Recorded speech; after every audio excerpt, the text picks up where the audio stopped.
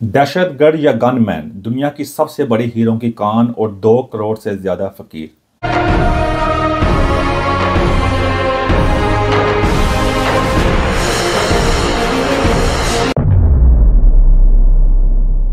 सबसे पहले बात करते हैं कि बड़ा अफसोसनाक वाकया पेश आया जो इंडिया के कश्मीर वाली साइड के ऊपर, जिससे मासूम लोगों की जान गई है। और उसके अलावा मासूम लोगों की जान के अलावा भी उसके जो दो मुल्कों के जो ताल्लुकात ख़राब हुए हैं, आपस में नफरतें बढ़ी हैं और हालात जो हैं वो जंग तक आ गए हैं। ये किसी भी कौम के लिए, किसी भी मुल्क के लिए कोई अच्छी बात नहीं होती।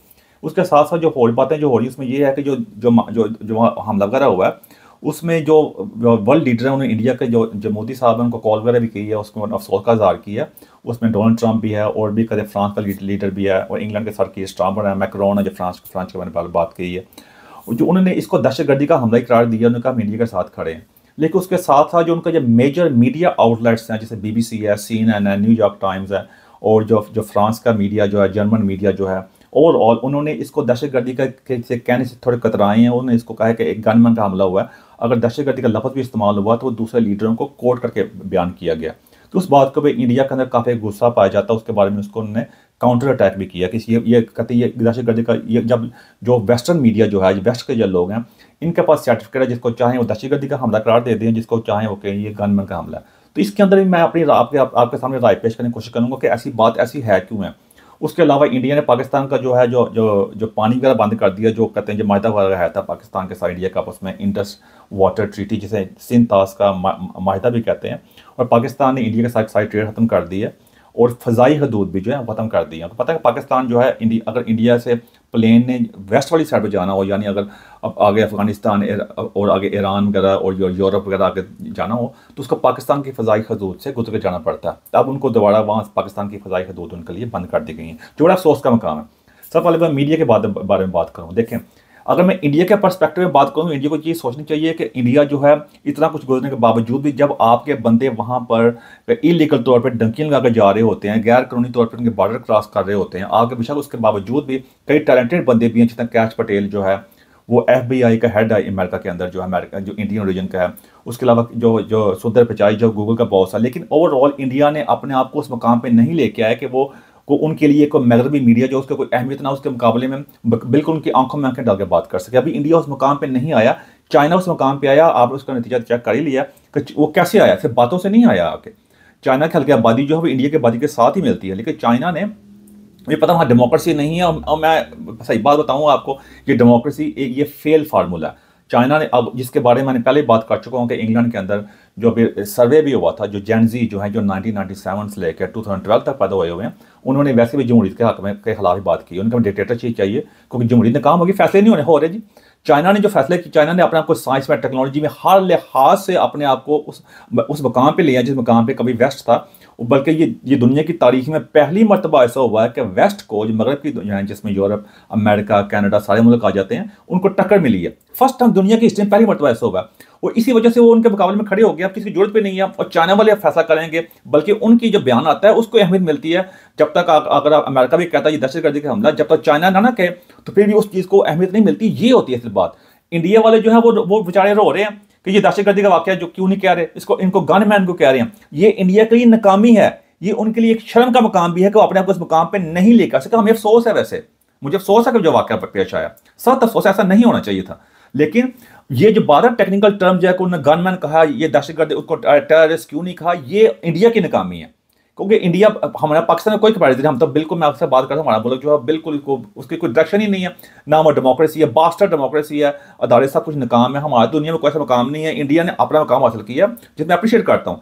इंडिया की डायरेक्शन ठीक है, मैं अक्सर कह रहा हूँ एक ना एक दिन वो अपनी मंजिल पर पहुंच जाएंगे। लेकिन मसला ये है कि उनकी स्पीड बहुत स्लो है और हर बात पे ये कहना कि देखो ये मगर का मीडिया, भाई उन्होंने मगर के मीडिया ने काफ़ी देर कंट्रोल किया है। आपने उसके मुकाबले में क्या किया कि आप साइंस में, टेक्नोलॉजी के अंदर और ओवरऑल जो चीज़ें हैं उसमें कैसे लेके आए हैं। चाइना, अब किसी भी जो टेक्नोलॉजी के प्रोडक्ट की बात होती है, गाड़ियों की बात होती है, इलेक्ट्रिक गाड़ी की बात होती है, कहीं भी सॉफ्टवेयर की बात होती है, उसमें अमेरिका का नाम आता है, साथ चाइना का नाम आता है, इंडिया का आता है। इंडिया की कोई ऐप है कि मशहूर है कोई इस किस्म की? अगर अमेरिका की तरफ से, उनकी कंपनी की तरफ से जो है व्हाट्सएप है, उनकी तरफ वी चैट है। अगर यहाँ पे यूट्यूब वगैरह है, इंस्टाग्राम है, तो उनका कहता है टिकटॉक की मान चाइना का नहीं है। तो इंडिया का क्या? यहाँ तो रोज कंपनी खोलती है, 2 नंबर फ्रॉड होता है, निकल जाते हैं सारे। ये इंडिया की नाकामी है। जब तक अपने आप को उस मुकाम पे नहीं लेके आएंगे, आकर बदले डंकी लगा के जाते हैं, फिर इनको जंजीरों में बंद करके उनको डिपोर्ट किया जाता है। तो जब तक आपका ये शर्म का काम है ना, एक तो कैसे फिर आपकी सुनी जाएगी जब तक अपने आपको ऐसे नहीं करेंगे। कभी चाइनीज का ऐसा हुआ, यही सबसे बड़े फर्क है, इसलिए इंडिया को सोचना पड़ेगा। मैं आपको सर बता रहा हूँ, मैं कोई जस्टिफाई करने की कोशिश नहीं कर रहा ये कि वहाँ दहशतगर्दी नहीं हुई, मैं बताने की कोशिश कर रहा हूँ। दूसरी उसके साथ साथ इंडिया ने, मैंने पहले बताया, जो पानी का जो माहिदा आया था उसको सस्पेंड कर दिया उन्होंने। जो कहते हैं जो इंडस वाटर ट्रीटी थी, उसके मुकाबले में पाकिस्तान ने जो माहिदा आया था वो खत्म कर दिया। फ़ज़ाई हदूद जो है बंद कर दी गई। ये नुकसान किसको है? आम बंदे को नुकसान है। अगर मैंने पहले भी कहा था, ये वॉर जो होती है उसका सबसे ज़्यादा नुकसान इंडिया को होगा। वो इसलिए हो कि इंडिया में फॉरेन इन्वेस्टमेंट है, वहाँ तरक्की हो रही है, वहाँ पे सारे फॉरेन लीडर जाते हैं। पाकिस्तान में कोई भी नहीं आता। पाकिस्तान की मिसाल तो एक वो आम छोटे की है, और जो अब गली में लेकर छोटा मोटा गुंडा खाना नहीं होता, छोटा मोटा, वो जिसके पल्ले कुछ भी नहीं होता ना, उसका अपना घर होता है, सब चीज़ें खराब होती हैं। और एक दूसरा उसके मुकाबले में जो मामला होते हैं उस मोहल्ले में रहते होते हैं, या हमसाए होते हैं, उनके बच्चे तरक्की कर रहे हैं, उनका आस्ता आस्ता आगे बढ़ रहे हों, तो वो अवॉइड करते हैं उसके साथ टक्कर लेना। हालांकि वो उनके पास सब कुछ होने के बावजूद भी, क्योंकि उसने जब जो कुछ करना है उसका जो तबाह पहले ही है, वो आपको नुकसान ही पहुंचाएगा, और आपका चला चलाया काम जो है, घर जो है, वो खराब होगा। कौन चाहता है ऐसे खराब करने के लिए? तो ये मामला सारे हैं जिसमें अफसोस का मकाम है। जो भी कुछ हो रहा है हमारे सामने, आम आवाम जो से पिस रहे हैं, और ये हमारी जो मैं कहता पाकिस्तान का बास्टर्ड डेमोक्रेसी है, और हमारी जो एस्टेब्लिशमेंट उनको ये चाहिए, डिस्ट्रक्शन चाहिए अवाम में, जिस वक्त उनके खिलाफ जो गुस्सा नफरत बड़ी पड़ी है, और इमरान खान की जो कर रहे हैं, डेमोक्रेसी जो कर रहे हैं, जो हमारे रोज हो रहा है अवाम के अंदर, हमारी में सही बात है, अपनी फौज के नफरत जो है इस वक्त पीक पे है। अब जितना मर्जी आप नारे नोड़े लगा लें, जो मर्जी खा ले, कौमी तराने कर लें, आप जब तक आपके एक्ट ठीक नहीं होंगे, जब फिर भी अवाम पाकिस्तान की फौज से खड़ी तो है, लेकिन वो दिली तौर पे नहीं, मजबूरी के तहत।